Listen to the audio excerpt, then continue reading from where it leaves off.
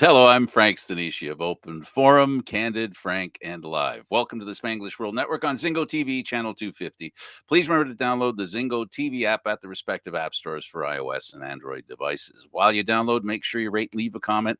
Both apps are absolutely free. Zingo TV is available on Google Chromecast, Amazon Fire, Fire TV sticks, Roku sticks, and also on all smart TVs 2016 forward. Now on Open Forum, our guest today is Peter Keleghan, who studied Shakespeare in theater schools in England and Canada with a trajectory towards the Stratford Festival.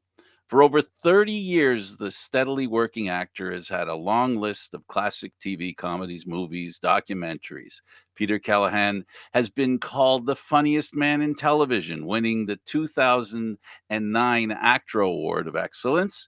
And, of course, it's filmed in Canada. There's a good chance our Peter Keleghan will be part of it. And I was inundated with my research. And I do not say that with any kind of sarcasm, only straightforward honesty. You have been a very, very busy man. Mercifully, yeah. I have to say it's been terrific. I've had a great ride in this country. I love this country. I think it's the greatest country in the world to live in, and I think it's the greatest country in the world to be progressive in. It does have its downsides. I suppose in the States we have much more of a star system than we do in Canada. Um, and that probably is somewhere drawn from our socialist roots that we're all together in the same boat in this country. So we don't necessarily like to elevate some people above another, and that's great. I love my place in line. The downside of it is that our star system probably sorely lacks, and that up until a few years ago, some of our broadcasters said, it doesn't serve them well to have anybody promoted in any television situation or any film situation, because as soon as we create a star system, we create monsters, and we create a, a liability for them financially, which should work the other way too. That when you have stars in a country, that they should be money making entities, or they should be able to bring their own you know um, lot of fans along with them in whatever project they wanted to do. And gosh, I remember my wife Leah Pinson and I, when we finished Made in Canada, some of the comments we got with some of the television shows that we tried to pitch for ourselves afterwards was that, well, we don't know, we kind of have that dynamic between you and Leah already. We don't know if we need that again. And I suppose if you draw a parallel to, I don't know, um, some chemistry that worked well in the States, like moonlighting or something, that if Yep. that if or X Files, with those Duchovny and Gillian Anderson, that if there's something that works, maybe you should maybe try to do something else with it. But it was kind of the opposite in this country. So yeah, I lived in the States for a few years, about 5 years, and I did pilots down there until probably 6 or 7 years ago. Um, I loved working there, but I hated living there. So I had two children when I was down there, and there was ending up with metal detectors and all sorts of, oh gosh, elementary schools with metal detectors and earthquakes and riots and floods. We just decided to move back. Well, it's a different That was a lifestyle long there. answer to a simple question. I apologize. That's no, that's okay. We're here to listen to you. I mean, they get to hear me all the time. So if the less I say, the more you say, the better we're off. When you talk about the U.S., there's a there's a difference. It's not just sets that are different. There's basically the way the thinking process goes. Um, you know, Star structure. You touched on it, but it's not just that. It's also the way programming is created.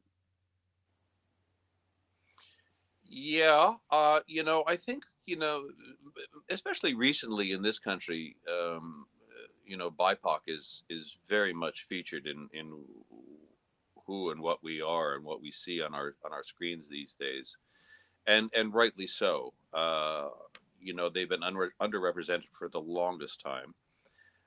So they're getting a chance to come forward. So, you know, we're actually showcasing some of our more marginalized communities in this country, and I think that's wonderful.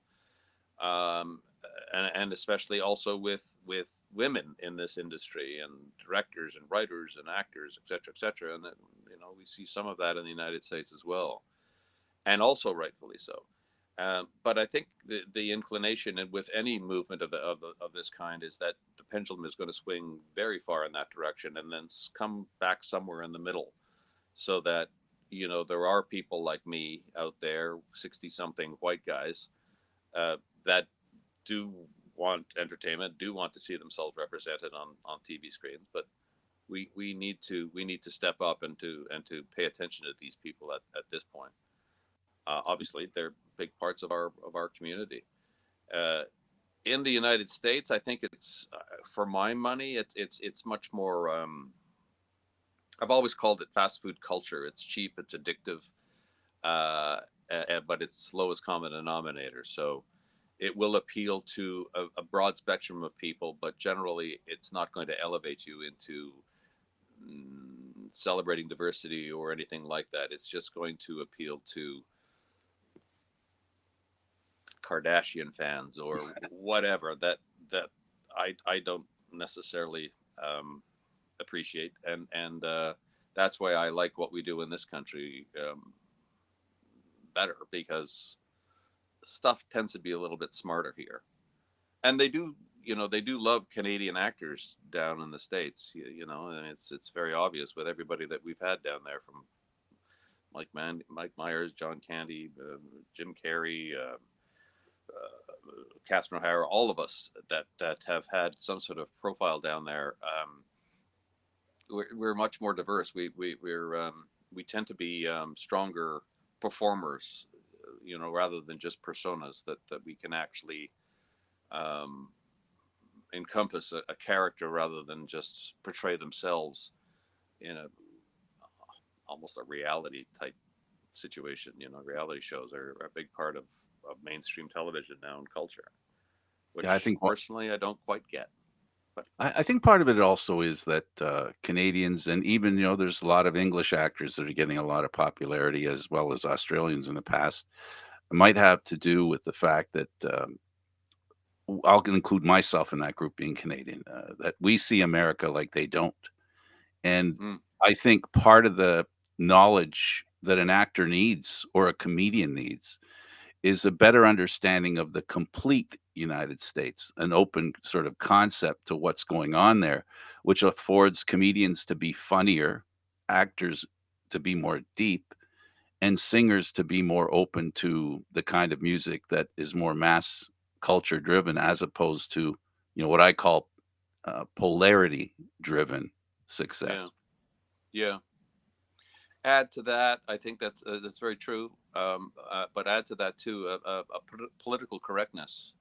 You know, I grew up on stuff that was very politically incorrect, most especially Monty Python or Bugs Bunny. That I really I credit Bugs Bunny with giving me some sort of understanding of comic timing, because it was brilliant. Looks to camera, and oh, Chuck Jones especially in those cartoons. But the idea of political correctness and the cancel culture that goes along with it. You know, how do we legitimately separate people's lives from the art that they create?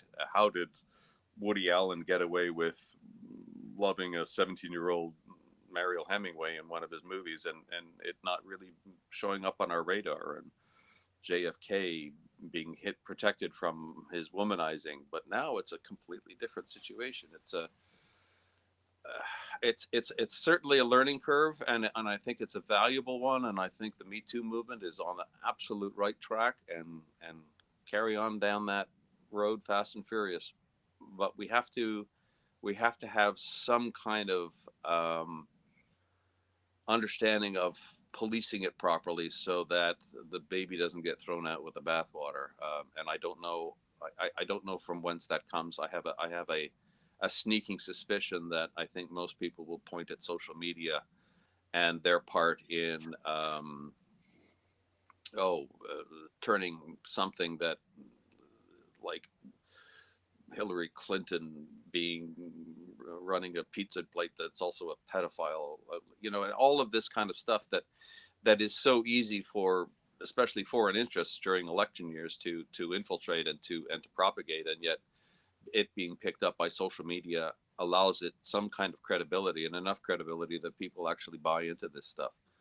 Well, So we're seeing that in real time right now. We've absolutely, seen it in yeah, real and so are time the with the Russian Ukraine. people.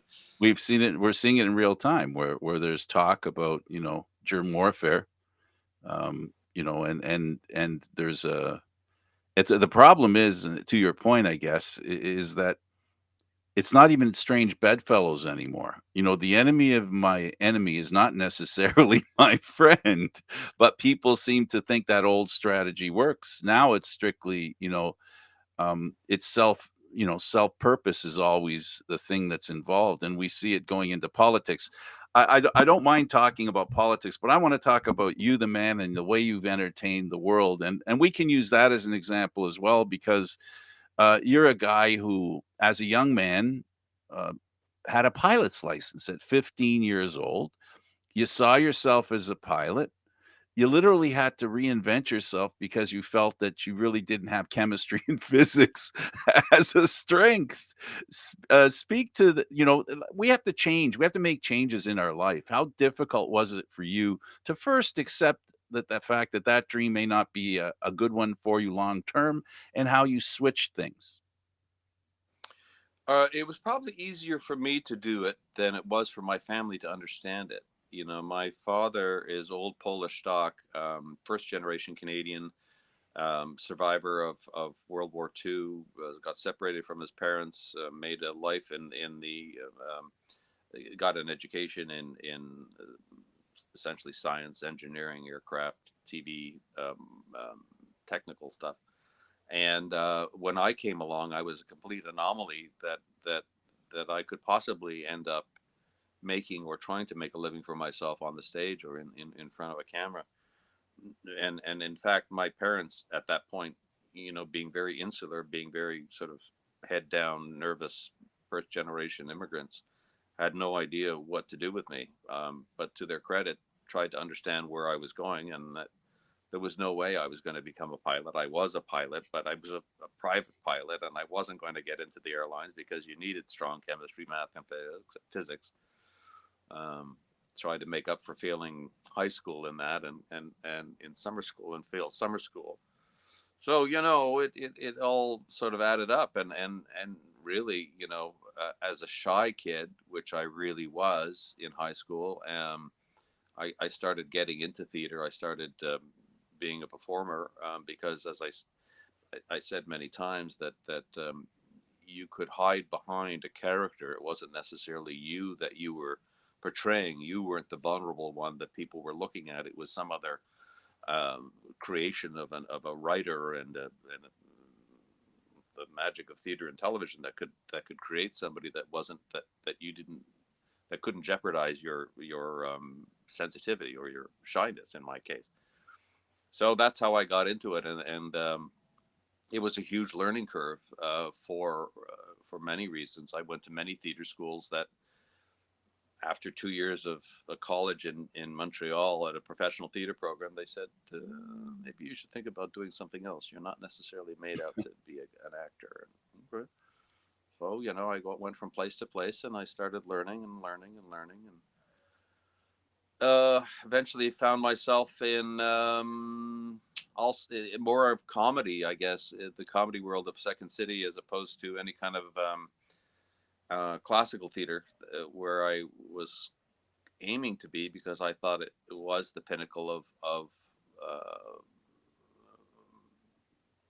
performance art in this country.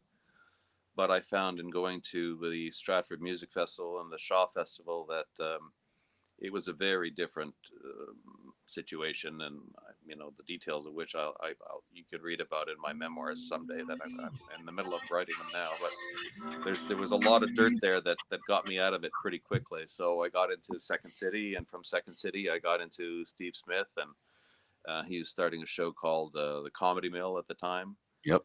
where I got to write some of my own stuff. I got to perform in all of it.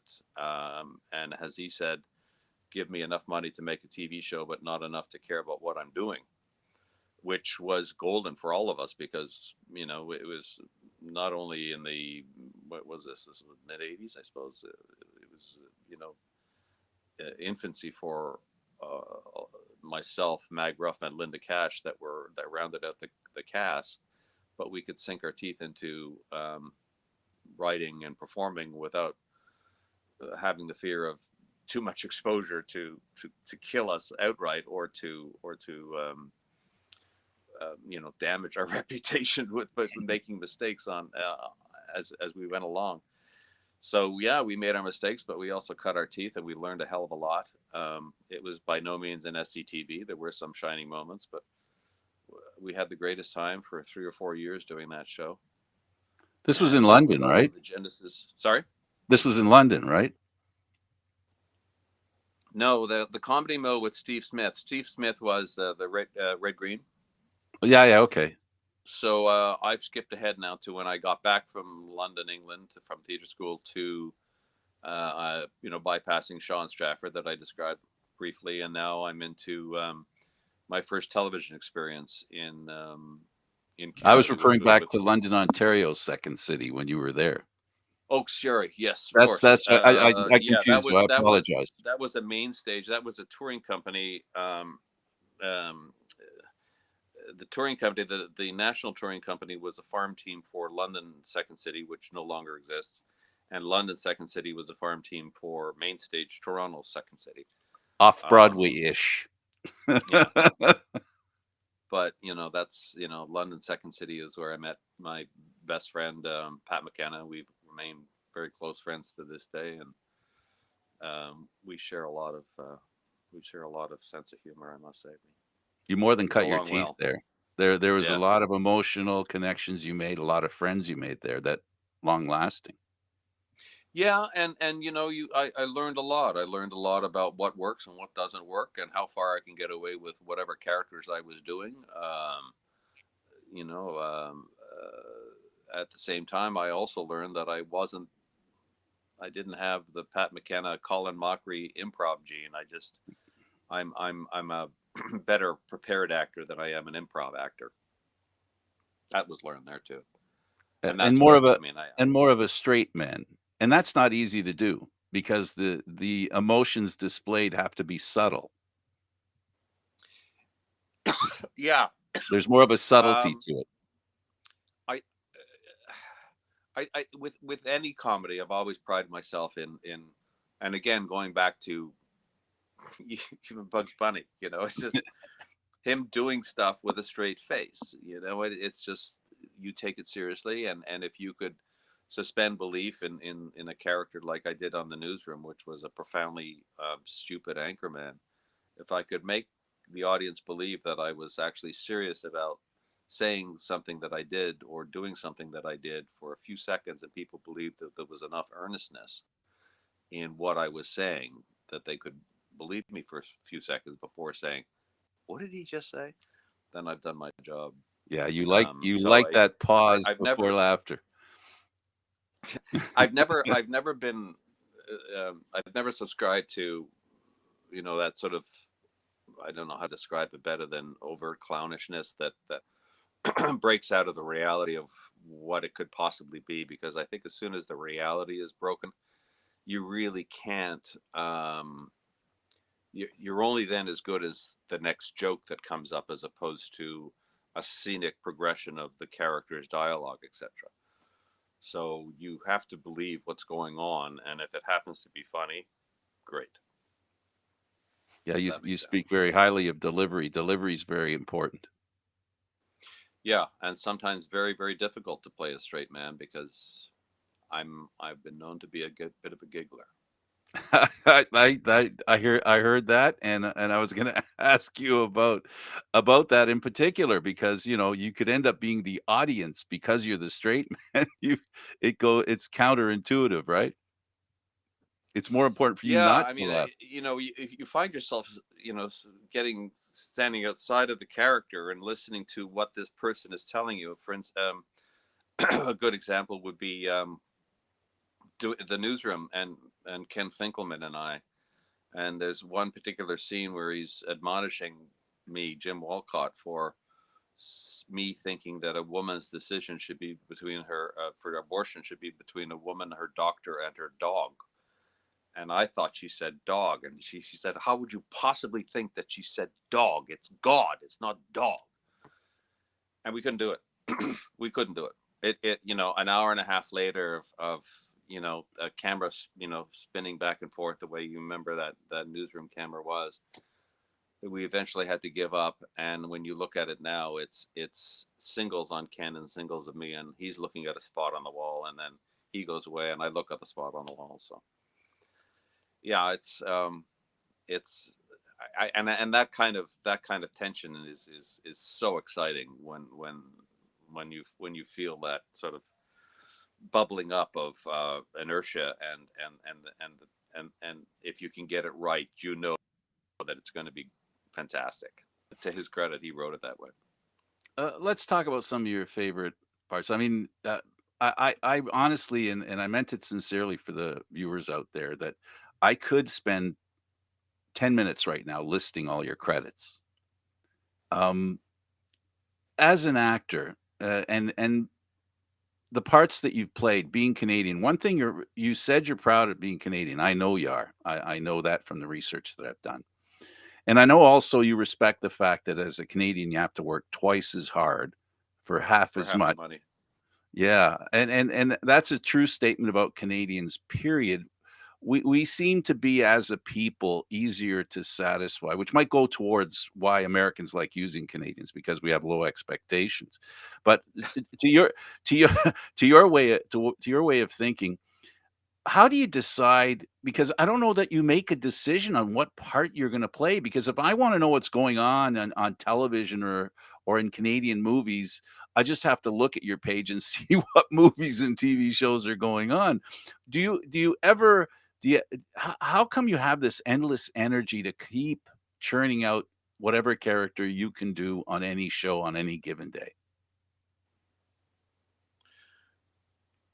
The desire to eat, really, and create. I mean, not thank you for all of your, how for saying how long my resume is, and that's probably half of what I've actually done, because the other half is doing an awful lot of things that never end up being aired because they're just sort of proof of concepts and things that young directors and writers and producers tend to want to get some names and faces and good actors so they can say to a network, hey, would you like to do this show about ABC? And and CBC can look at it with some decent people and say yay or nay. So I've done an awful lot of that stuff. But as equating Canada to whatever comes along. I mean, I think whatever comes along now is almost in lockstep with what's happening in the States, because so much of what we do here could be American production shooting up here, or so much of what we do here ends up being big in the States. Murdoch Mysteries being a good Absolutely. example, or Working Moms to a certain extent, and a few other things. So that we're it's a global, it's much more a global market than it ever has been. And Canadians, you know to validate themselves during my father-in-law's time, Gordon Pinson's time, you had to move to the States and say I made it there. And before him, it was Mordecai Richler having to move to England to say, okay, I can make it in England now, I'm valid here. It's less and less the case now, because we're getting better and better at what we do. um, so the work that comes along here, the quality and the crap, uh, you sometimes can't judge. I've done things that I thought would be never see the light of day that end up being big hits, and vice versa. So I'd like to say that you get better at doing it, and you do to a certain extent. You sort of have, there's a smell test when you first pick up a script. But at the end of the day, you don't want to miss an opportunity of something that you could have misjudged. And but yeah, you get better. You get better at judging. Let's leave it at that, I suppose. No, I think what you're saying is quite true. I mean, with anything in life, right? No project, when you start it, can you predict where it'll end up? Because in fact, it's fluid, right? So how something begins is never always how it ends. So, and then Yeah, sometimes the very middle much it so. gets a little confusing too. So, no, but what Yeah. what um what I enjoy about some of the things that you said, and I'd like you to expand on it, is that the importance of a project. The difference between a project and an idea. If I define a project as a business proposition and an idea as a belief in telling a story, when it becomes a project, in other words, it becomes a business proposition, sometimes that hurts, you know, the the art part of the process. Mm-hmm. Mm-hmm. And how do you see that? Well, it's always the case. You're going to come into bean counters every way along the line when you try to pitch something that they're going to say, well, what's the audience, and can we cast a woman in this part or a South Asian in this part, and we're going to diversify so that we have this and that. I tend to think that I've always been a huge proponent of auteur-driven things, and I think it's been proven over and over and over again with Larry David and David Chase and Ken Finkelman and Steve Smith, and that the power starts and stops with that person and that person's creativity. And as soon as you start polluting that with mandates or injections of trying to make it more populist or more diversified, so that it will appeal to a larger audience, or that it will appeal to a sponsor, or can we can we put an Apple computer in it? Excuse me. You're going to run into problems, and the more we go along in this business, and when we look at how over the top entities like Netflix and Amazon are starting to produce more and more product from all over the world, we're going to get some amazing stuff from Mexico and Ireland and England and Canada and everywhere else. It's so much more a global market in that sense, that you're the financial aspect, the business aspect of that thing, they're on that learning curve too, and I think it has uh, benefited that proposition. In other words, I think that it's obvious now that the creative is much more important than the financial, simply because there is so much stuff out there and so much stuff being consumed that the pot is full. So if you're, Joe Blow, Mary Sue from wherever, and you might have an idea for a show and it's kind of funky and weird. Excuse me, a friend of mine, gosh, I can't remember the name of the show. It's called Sort of Fab. I think it's called Sort of, and the guy's name is Fab Filippo, and it started as a little webcast on CBC Gem, and it's now a full-fledged TV series on CBC that's fantastic about trans people. I did a little thing with Jane Eastwood and Jackie Richardson a couple of years ago called Hey Lady, which was a little tiny 5 minute, 10-minute episodes that now apparently is going to go to series. So the stepping stone beyond, you know, Palmolive having a say or Philip Morris having a say in a movie that I just watched with Here's Lucy, or Yep. Lucille Ball and Ricky Ricardo. It's not so much the case anymore. I think we're in better shape now that way. Let's go on a personal level here. You've worked with Leah Pinsett, your Yep. your wife. Um, Big news from Grand Rock. Tell us about it. Well, a few years ago now, but um, big news from Grand Rock was about a fading little local community newspaper in Grand Rock, and the lead actor Ennis Esmer tries to rejuvenate it by creating these fantastical stories he gets found out about. And my father-in-law was in that too. He played the movie editor, the sorry, the newspaper editor, and Again, Gordon Pinsett, just so people know who Gordon we're Pinsent, talking about. yes. Yeah. So it was again a low budget movie that they wanted strong performance for. So they got Ennis and they got Gordon, and we all came on board, and we all had the greatest time because, well, as I joked, you're not paying me enough to tell me what to do, so I'm going to do what I want to do, and you know, whether I fail or I soar, it's on me. And I think in that case, I made an awful lot of crew members laugh and fellow actors laugh with that character I played. So Yes, you I did. think it worked. Sex After Kids. Mm. What comes to mind when I mention those three words? Jeremy started off as, I believe, an editor, and with aspirations to direct and write, and so he wrote that film. And it was me and Amanda Brugel, and it was various stories about human beings that have had children and trying to rekindle some kind of a sex life after they have had children, and whether it works or not, whether they get cheated on or not, whether they uh, lose their way, fall. All of that stuff was in there. Lovely little film.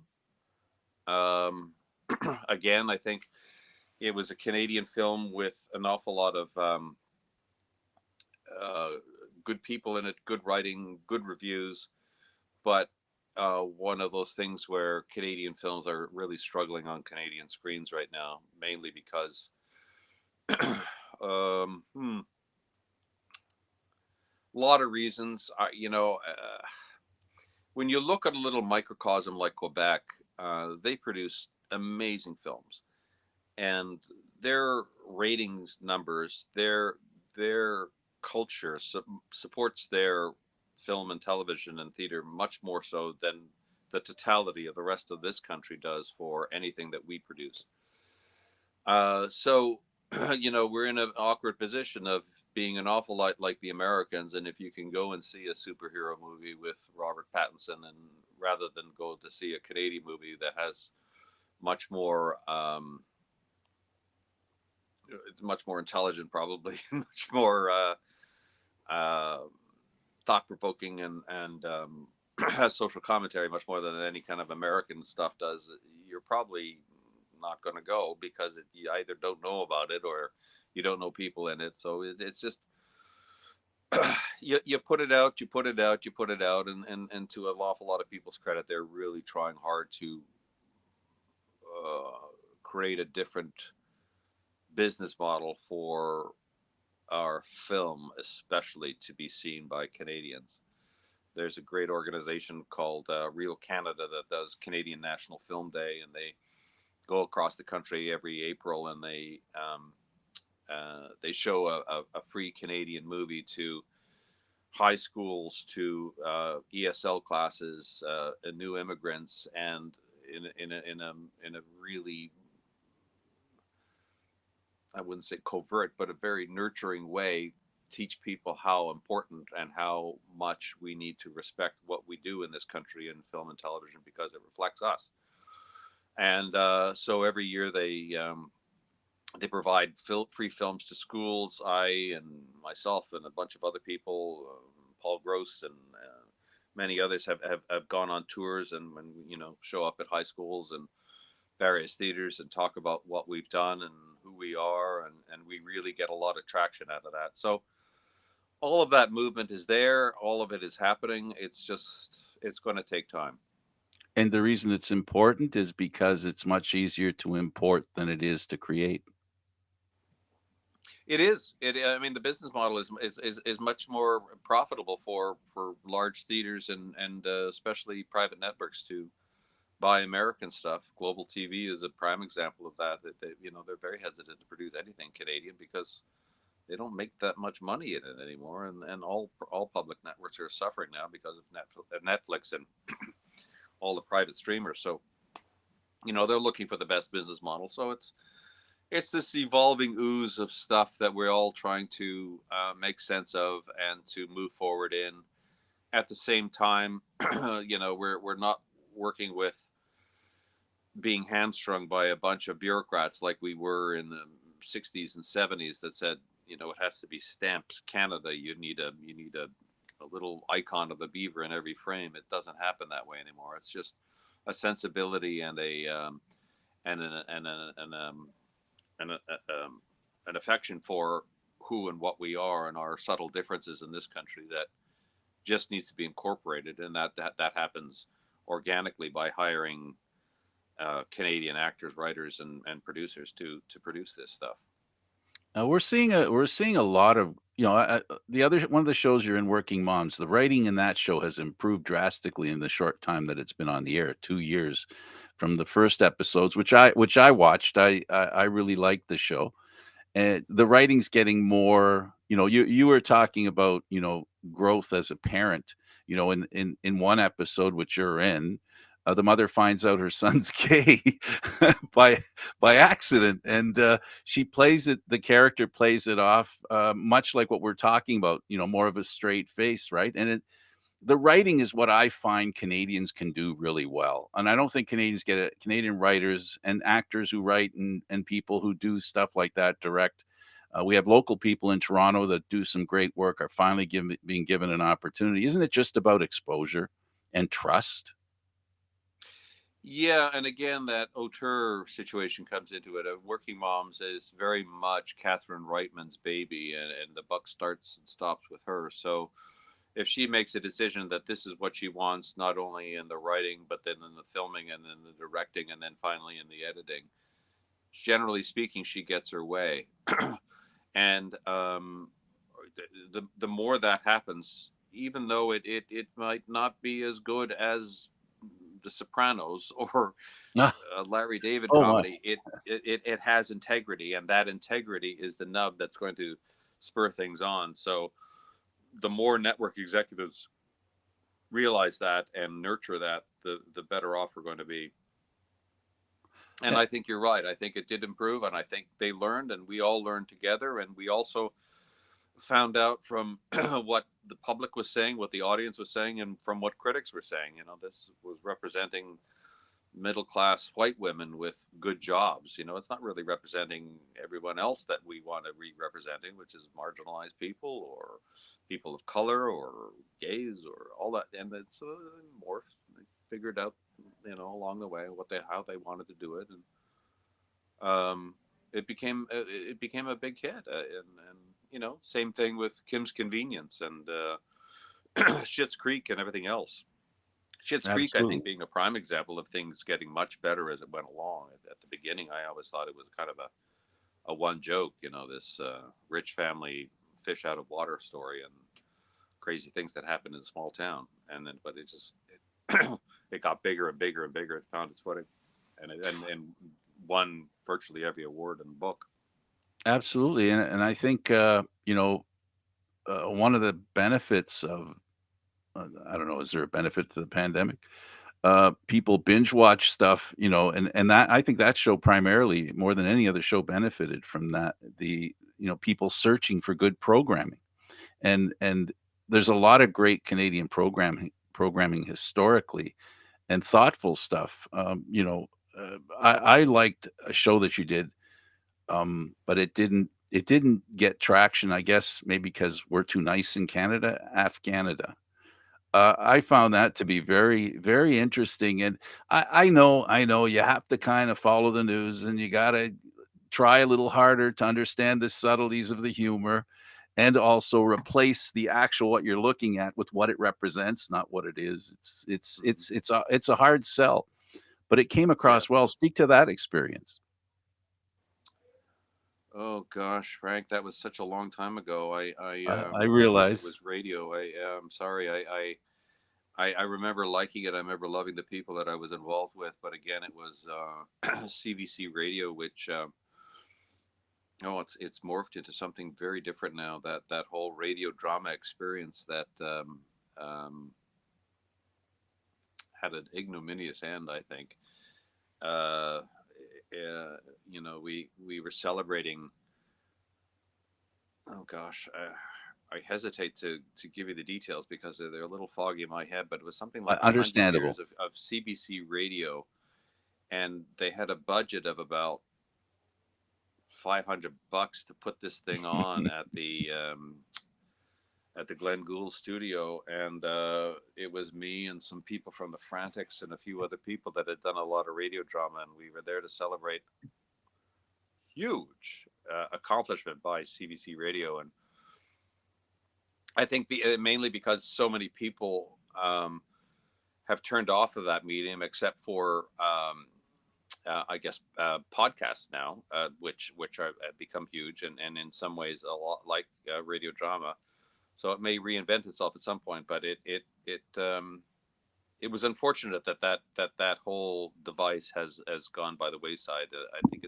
I think it still has legs, but I think it's gone for the foreseeable future. Your character in Murdoch Mysteries, Terrence Myers. Yes, Terrence Myers, Canada's first super spy. I had a friend of mine Um, ask me, who killed Abraham Lincoln? Was the question I should ask you or ask the character. who killed Abraham Lincoln? I don't know. Gosh. What would the Um, spy have said? I think is what they were trying to get to me. it's probably like a. It was a Russian operative, probably. There you go. Your character's wonderful. You know, you've had the opportunity to repeat characters. That character in particular, you you want to talk about Bugs Bunny? I mean, you draw a lot of Bugs Bunny out of that character. excuse, excuse me for 1 second there. I got to blow my nose. Sorry. Okay. In case Nothing to you do with just, Terrence Myers. I understand. In case you've just joined us, we're talking to Dr. Oz. And if he can hear me say that, he'll probably come back in here and laugh. But really, I was just telling the folks Uh, that we're with Dr. Oz, in oh, case, yeah, if they've that just joined people call us. me Dr. Oz. Yeah, Yeah, I no, get that a lot, and I yeah, get that in the states a lot. I've walked through airports in the states, and people have actually stopped me and said, "Oh, you're a doctor," and I don't get it. My wife doesn't get it. My mother thinks I look like Dr. Oz, but anyway. so Terrence Myers was a huge gift, and it was um, uh, I worked a lot with Shaftesbury, Christina Jennings, for many years, and worked with them and for them, and we've created stuff together. I had my own short series with them.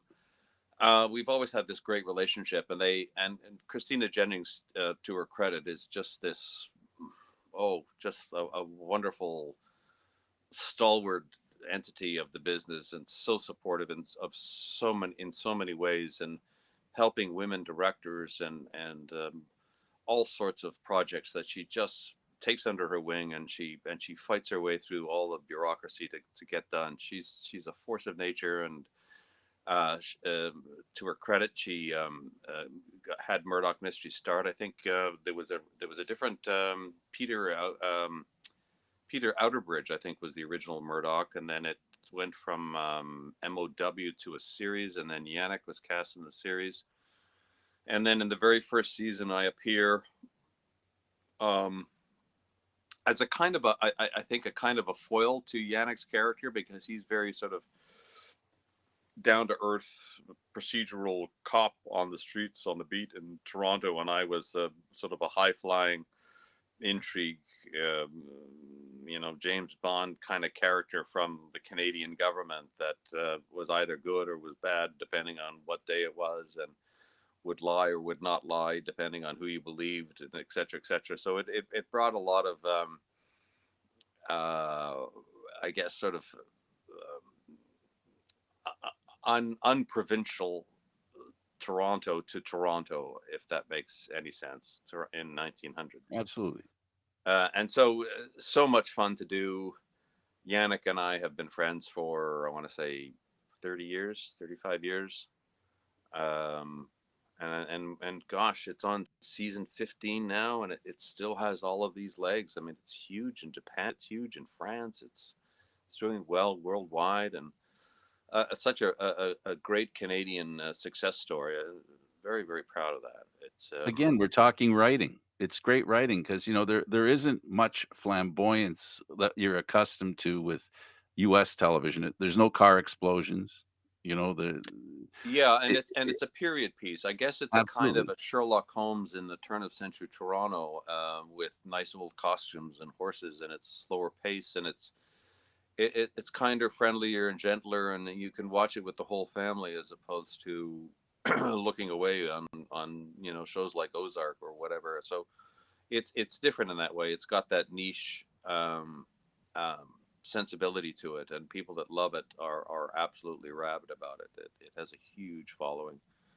And last year we did 24 episodes, Yeah. which is unheard of in not only Canadian TV but any TV anywhere. Right, and the Ten's a states are. number nowadays. Ten's a number nowadays. 10 to 13. You're And lucky that's the season, to get right? 10. Yeah, yeah. You know. With Let's talk 24. a little bit about. We'll talk about your character, Ranger Gord. Um, but first, I was kind of like segueing. We're talking family and stuff that you can watch with your family. I remember watching. I pretty much watched the whole series of 18 to Life. For Yeah. me, my children were born in the same window that yours were. So, what was it like doing that show? Basically, leaving the show as a father, teenage children, and then going home to teenage children. Because if my math's right, that's about correct, isn't it? Yep. Yeah. Uh,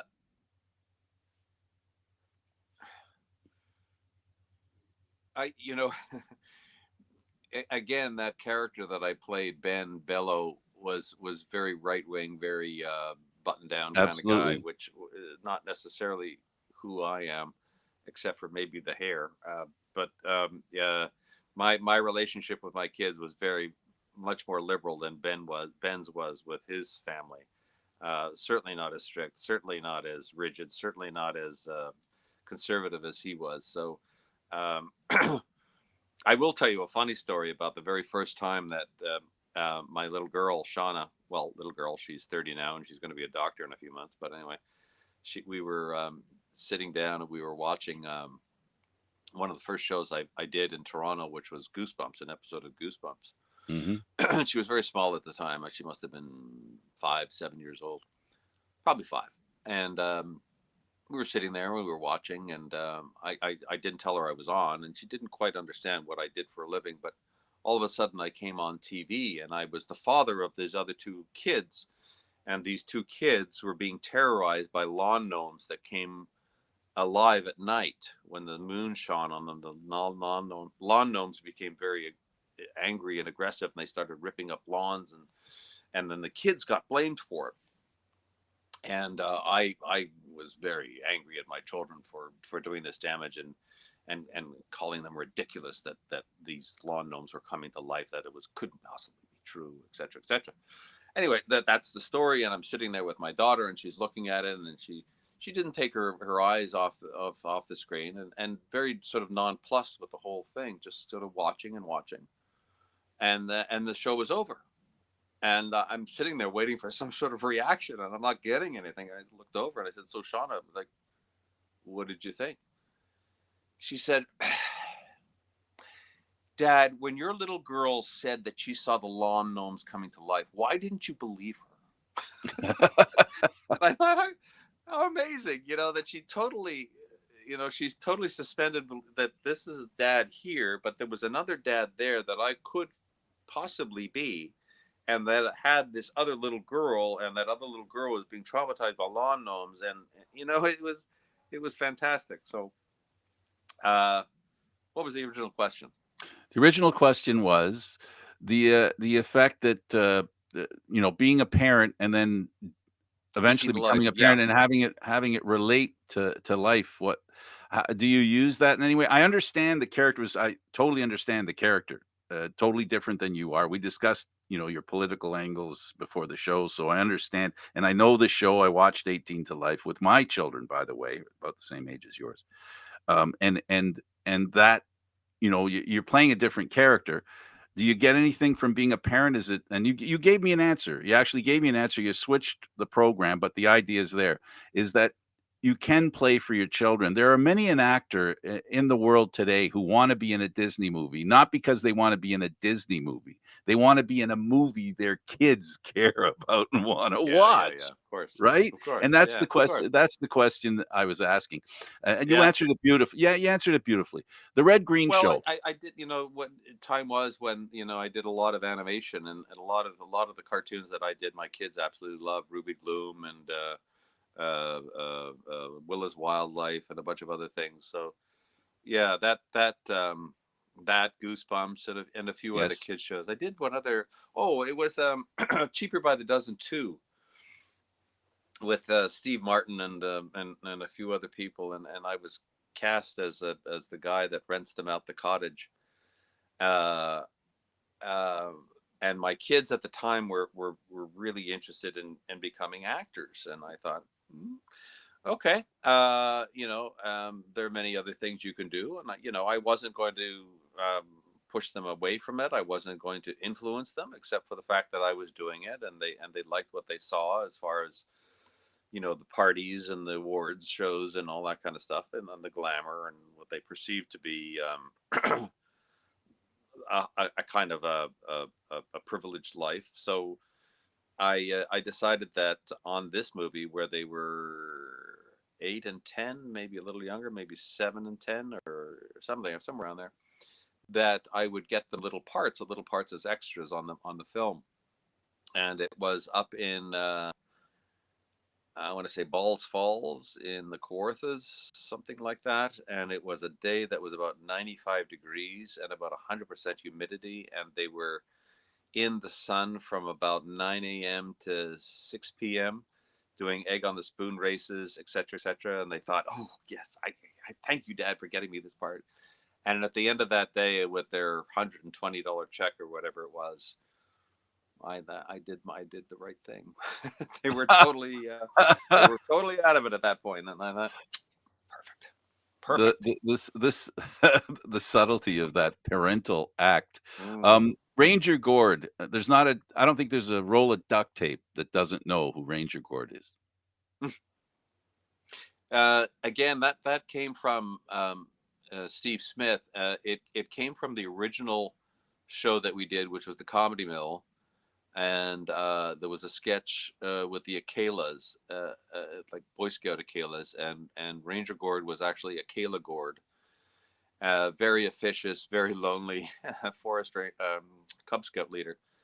And when he did the Red Green show, he said, "How about making it Ranger Gord?" And it was a forest ranger that was stuck in a fire tower, extremely lonely, for many, many years.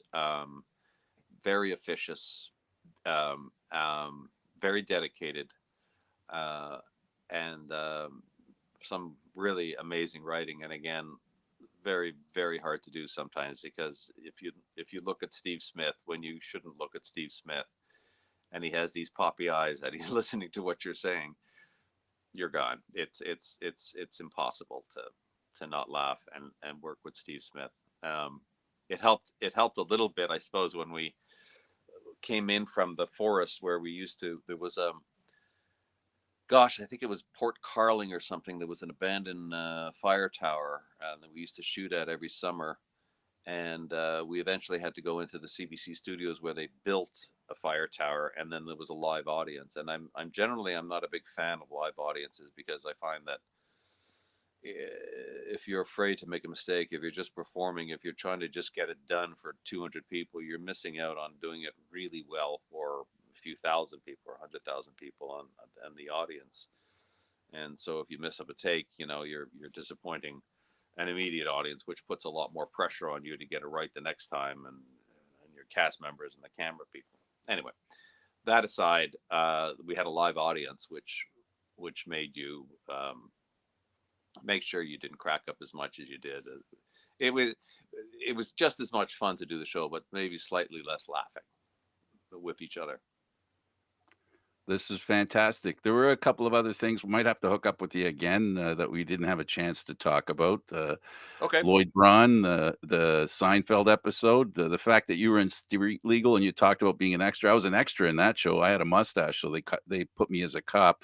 So we can talk about all those things. There, you were in Cops, Screwballs. There are tons of, as I said, Peter. It's been a pleasure to talk to you here today. I've known you for a long time as a person who's an actor and out there that I watch, and you've done a lot of stuff that I personally enjoyed, and I'm sure there are a lot of people out there as well that can relate to the beauty of the art that you help generate, and I thank you for that and for this today. Oh, bless you, Frank. Thank you very much, and keep up the great work. I really appreciate it. I do too. Thank you, sir. A lot So of for fun. Peter Keleghan, I'm Frank Stanishi. Thanks for watching Candid Frank Live's Open Forum, seen live Fridays, 4 p.m. Eastern Standard Time. This show can also be heard on the Spanglish World Radio Network. For Open Forum, other news, entertainment, and sports programming we offer, please check out spanglishworld.ca. Spanglish World. Watch it, hear it, read it, download it, and live it. Thanks for watching, everybody. Until next week, I'm Candid Frank. See you then.